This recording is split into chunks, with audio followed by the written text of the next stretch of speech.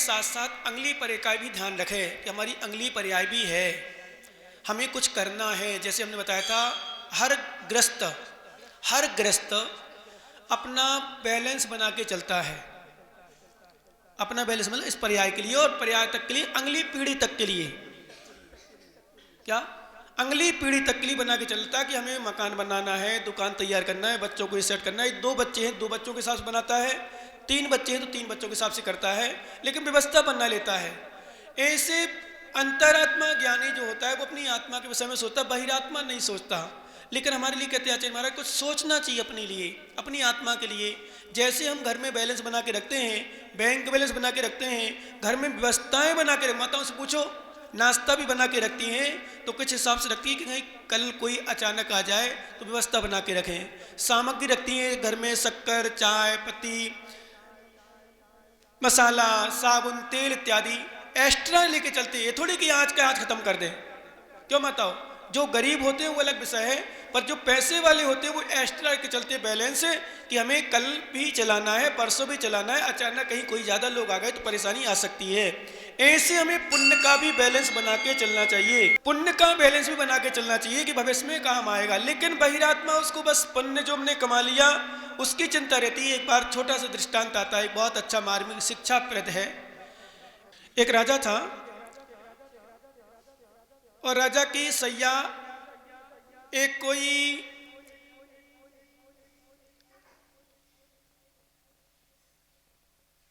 मालिन थी या बाग लगाने वाली महिला थी, वो सजाती थी।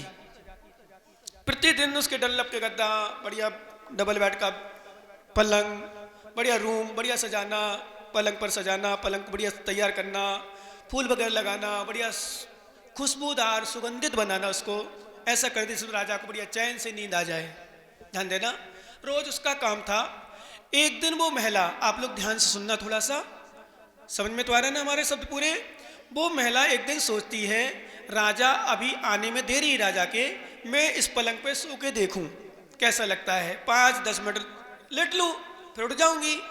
तो जो मालिन थी या सेवका थी या वहाँ की जो सही नागार को तैयार करती थी, वो पलंग पर लेट गई और जैसे ही लेट गई उसकी नींद लग गई। और जब नींद लग गई उतनी देर बाद, तुरंत बाद राजा आ गया। और जैसे ही राजा आया, राजा ने देखा, अरे, उसको भयंकर गुस्सा आ गई। किसको? ध्यान देना, उस राजा को भयंकर क्रोध आया। इसको शर्म नहीं आती, मेरे सैनागार में, मेरे पलंग पर, मेरे बेड पर मेरी नौकरानी, मेरी सेवका इसमें सो रही है। उसने अपने सिपाहियों को बुलाया और सिपाहियों को बुला करके बोले, इसको हंटर लगाओ, इसको मारो पीटो जितना पीट सको। हंटर बुलाए गए।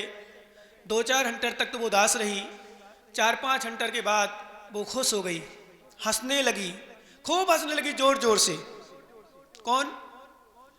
समझ में आ रहा है सुभाष जी की नहीं? ध्यान सुनना। वो हंसने लगी जोर जोर से, इतनी जोर से हंसने लगी, बहुत जोर से हंसने लगी, इतना हंसने लगी, इतनी जोर जोर से हंसने लगी कि उसकी सीमा ही नहीं। राजा ने कहा, रुको रुको भी, इससे पूछो को हंस क्यों रही है। इसको रोना चाहिए लेकिन हंस रही है तो। हाँ, क्या ज्ञानी हो। मतलब आराम में हमें प्रवचन की अन्य आवश्यकता है ही नहीं, फिर तो सभी ज्ञानी है। फिर तो जब हमारे अध्यक्ष महोदय ज्ञानी, फिर तो सब अध्यक्ष ज्ञानी होंगे फिर तो, है ना। क्या उसने जब हंटर रोका गया तो बस अब तो ज्ञान आवश्यकता, कहने की आवश्यकता नहीं है। तो हंटर रोका तो बोले, क्यों तू हंस रही है? तो यही जवाब दिया जो हमारे अध्यक्ष महोदय ने दे दिया। कहने की बात, कहने का मतलब ये है कि राजन, जब मैं 10 मिनट में सोई तो मुझे हंटर पड़े, आप तो रोज सोते हो, आपके कितने हंटर पड़ेंगे, इसलिए मुझे हंसी आई। विश्वास करना ज्ञानी। मालूम, उस राजा के नेत्र खुल गए, सुभाष जी के नेत्र नहीं खुले, उसके नेत्र खुल गए एक बार में। एक बार जब सुना कि वास्तव में मैं 10 मिनट सोई तो मुझे इतने हंटर पड़े, आप तो रोज सोते हो तो कितने हंटर पड़ेंगे कर्म के। ज्ञानी ध्यान रखना, विशेष रूप से हराव वाले, यदि कर्म सिद्धांत का चिंतन करने लग जाए व्यक्ति तो दुकानदारी परिवार में समय ना लगा करके भगवान के दरबार में, गुरु के दरबार में समय लगाने लग जाए। लेकिन ज्ञान तो होता है, समझते तो हैं पर मानते नहीं हैं। क्या करें, होनहार जब व्यक्ति खराब होती है, वास्तव में परम सत्य है। ध्यान देना, एक बार एक लड़की थी किसी नगर में, वो शादी नहीं कराना चाहती थी, लेकिन उसके पिता के विशेष इच्छा थी, उसकी माँ की विशेष इच्छा थी कि शादी कराना है, तू अकेली है, मैं तुझे तेरी शादी करूँगा, तो तुम्हारे लिए फिर एक अच्छा वर ढूंढेंगे और बड़ा हम अपना निर्विकल्प हो जाएंगे अपने विकल्प से। लड़की कहती नहीं, मुझे शादी नहीं कराना। ध्यान रखना, अराव वाले ऐसी स्थिति तो नहीं कहीं। बोले ठीक है करा दो, लेकिन शर्त है मेरी, लड़का में 50 गुण होना चाहिए। कितने गुण मिलना चाहिए? अब पिताजी भी सोचते 50 गुण कहां से मिलेंगे। घूमते घूमते घूमते घूमते घूमते कहां गया मोनू ज्ञानी, घूमते घूमते घूमते घूमते अराव आ गया लड़की वाला। अराव हो गया, अराव में एक लड़का मिल गया मोहन जैसे ज्ञानी। समझना, हंसना नहीं, सही कह रहा हूं। अराव में एक लड़का मिल गया, उससे पूछा भाई तुम्हारे कितने गुण मिल रहे? उसके 48 गुण मिल रहे थे। कितने मिल रहे थे? 48। सुशील उनका जीजा है, तो उन्होंने कहा एक काम करते उसको पटा ली, सेटिंग मैंने बढ़िया मस्त है, नंबर 1। फिर सब लोग मिल गए, भाई हमारे चलो मोहन की शादी नहीं होती, हमारे रौन भी आ गए, अजित भी आ गए, सबने जोर दिया। बोले ठीक भैया लड़की को मना लेंगे। उसके पिताजी ने सोचा लड़की को मना लेंगे, 2 गुण कम है, देख लेंगे। तो उसको समय दे दिया, मोनू भैया तुम आ जाना संडे के दिन लड़की देखने, बात करने, फाइनल करने के लिए। जैसे वहां गए, ध्यान रखना एक बात बीच बता दूं, जब कभी अपनी लड़की की शादी करो, जब अपनी लड़की की शादी करो तो ये मत पूछना कि लड़का कहां तक पढ़ा है, क्या कर रहा है। जब लड़की की शादी करो सबसे पहले नंबर पूछना कि लड़का मंदिर जाता कि नहीं, और दूसरा कहीं ड्रिंक तो नहीं करता है। इतनी बात पूछ लेना, कहीं लड़का शराब पीता हो और कहीं लड़का मंदिर नहीं जाता हो तो अपनी लड़की कुंवारी रख लेना, पर शराबी को अपनी लड़की मत दे देना।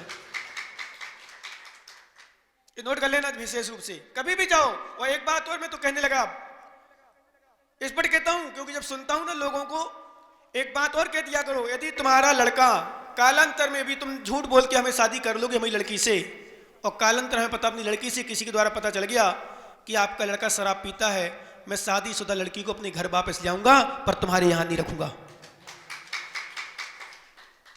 जरा देना, धमका देना। और कभी लड़का की शादी करो तो ये मत पूछना ब्यूटी पार्लर जानती कि नहीं जानती, मेहंदी लगाना जानती कि नहीं जानती, डांस जानती कि नहीं जानती, नाचना जानती कि नहीं जानती, ये मत पूछना सिलाई जानती कि नहीं जानती, कितनी पढ़ी लिखी, ये मत पूछना। लड़की वाले से पूछना, जब लड़का की शादी करो एक ही पूछना, तुम्हारी लड़की से चौका लगाना आता है कि नहीं, आहार देना आता है कि नहीं, मंदिर जाती कि नहीं। संस्कारवान बहू को लाना, कुसंस्कारवान बहू को लेकर के घर का नाश मत कराना, कुसंस्कारवान बहू को ला करके घर में भेद मत डाल देना, संस्कारवान बहू को लेकर के संस्कारवान घर को बना के दीपक धर्म की प्रवाह न करना, धर्म का प्रकाश फैलाना, इसी ऐसी बहू लाना। पढ़ी लिखी भले ना हो, ध्यान रखना भैया, पढ़ी लिखी भले ना हो, संस्कारवान होगी तो तुम्हारे घर को रोशन करेगी।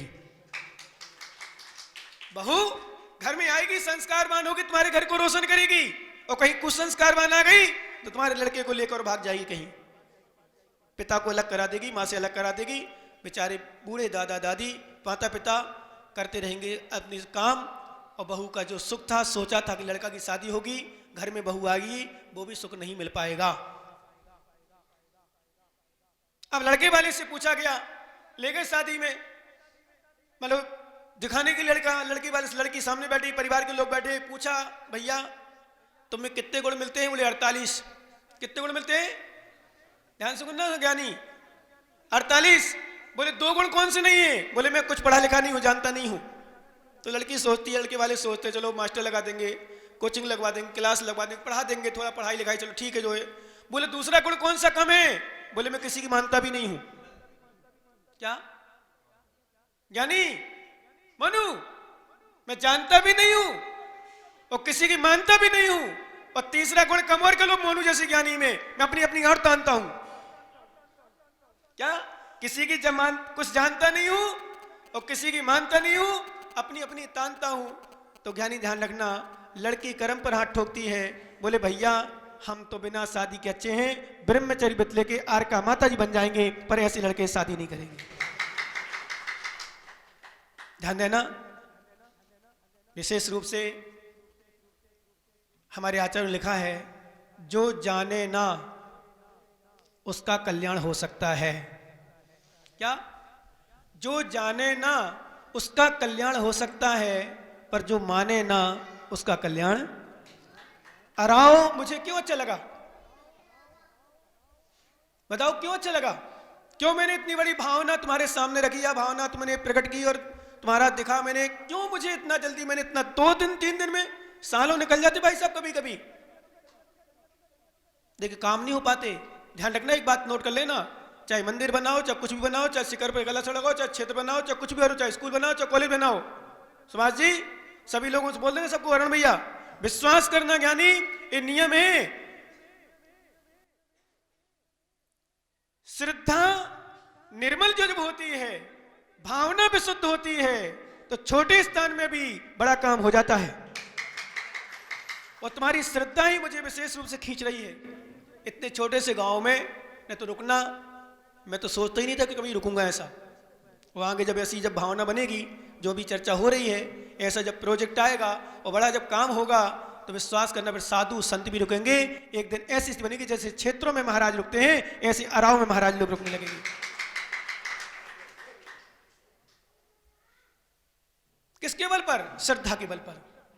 इसलिए हमारे आचार्य ने कहा, समझो मात्र संसार के सुख पर ध्यान नहीं दो। संसार का सुख शाश्वत नहीं है, संसार का सुख नाशवान है। हमारे आचार्य महाराज एक गाथा हम आपको पढ़ा दें कि संसार का सुख कैसा है, किस प्रकार का है, ऐसा चिंतन करना चाहिए। और जो नहीं करता है उसके लिए क्या बताया, इसके लिए आचार्य महाराज बता रहे हैं, जम जम अखाण सुहम तम तम तिब्बम करेदि बहु दुखम अपाण मिदीड़ चिंतदी सोचे हबदि बहिरक्पा। 130 नंबर गाथा में आचार्य महाराज कुंदकुंज स्वामी रेण सार जी ग्रंथमाज जी बता रहे हैं, जम जम अखाण सुहम, जो जो इंद्रिय सुख है, ध्यान रखना, जिन जिन इंद्रिय विषय सुख में सुख मिलता है, जिन जिन इंद्रिय विषयों में सुख प्राप्त होता है, तम तम तिब्बम करेदि बहु दुखम, वह वह हमारे दुख के कारण है। जो जो इंद्रिय सुख का कारण है, ध्यान रखना, जो जो हमारे शरीर के सुख के कारण है या शारीरिक सुख संबंधी है, वो हमारी आत्मा को दुख देने वाले हैं। आचार्य महाराज पूज्यपाद स्वामी ने इष्टोपदेश ग्रंथ में स्पष्ट लिखा, यज्जीव सुपकाराय तद्देव सुपकारकम, यद्देव सुपकाराय तज्जीव सुपकारकम। ये सूत्र दिया है कि जो हमारी आत्मा का उपकार करता है वो शरीर का उपकार करता है, और जो शरीर का उपकार करता है वो आत्मा का उपकार करता है। और जो इंद्रिय विषय सुख है, ध्यान रखना, जो जो इंद्रिय विषय सुख है, जो जो हमारे शरीर के सुख को देने वाले हैं, जो जो शरीर को सुख सुविधाएं देने वाले हैं, वो आत्मा को दुख देने वाले हैं, तीव्र दुख देने वाले हैं। एक कथा इसमें निकली थी, इसी में पहले शीर्षक में थे, जब विश्व मिश्रित लड्डू, किम्पाक फल, इंद्रायण फल देखने में अच्छे लगते हैं, ध्यान रखना, देखने में अच्छे लगते हैं, जीभ में रखो तो स्वादिष्ट लगते हैं, पर उसका फल मरण है। ऐसे इंद्रिय सुख में हमें लगता तो अच्छे हैं, ध्यान रखना, मैं तो कहता हूं जिनकी शादी नहीं होती, क्या जिनकी शादी नहीं होती वे तो प्रार्थना करें भगवान ना हो तो अच्छा बात है। सही है कि नहीं अजित भैया? शादी ना हो तो अच्छी बात है, लेकिन पता नहीं जिनकी नहीं होती वो बड़े परेशान होते हैं, पता नहीं कैसे चक्कर लगाते हैं शादी होने के। जबकि विश्वास करना, शादी के बाद दुख के अलावा कुछ नहीं है। अभी स्वतंत्र हो, ज्ञानी अरविंद, क्या अभी स्वतंत्र हो, जहां जाना चाहो, जहां रहना चाहो, जहां सोना चाहो, जितने दिन की छुट्टी मारो, चाहे जब दुकान बंद करो चाहे जब चले जाओ। टेंशन संबंध होती ही हमारे आचार्य महाराज ने पूजपाठ स्वामी ने एक सूत्र दिया, दुख संदेह भागोत्तम संयोगादि देहनाम तिजामेनम तथा सर्वम मनोवाक्काय कर्म भी। संसारी प्राणी जितने भी दुखी हैं, दुखों का पात्र बन रहे हैं, उसका मूल कारण संयोग। जितना जितना व्यक्ति के पास धन आता है, नोट कर लेना, जितना जितना व्यक्ति के पास धन आता है उतना उतना उसके लिए दुख बढ़ता है। बोले दुख कैसे महाराज, पैसा आने पर सुखी होना चाहिए? नहीं, उसकी चिंताएं हो जाती हैं, उसका विकल्प होता है कहां रखे, कहां जाए इसके लिए। अब इनकम टैक्स वाले के आए, कहीं कुछ आ गया, अभी लखनऊ कन्नौज कहां का वो पकड़ा गया, सुना आपने? कौन? पीयूष जैन। क्या हुआ, कितना माल था?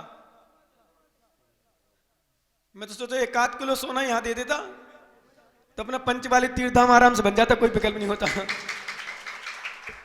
कि देखो पुण्योदय से धन मिला, लेकिन मनुष्य पर्याय में विशेष रूप से पुण्य उदय पाप उदय चलते रहते हैं।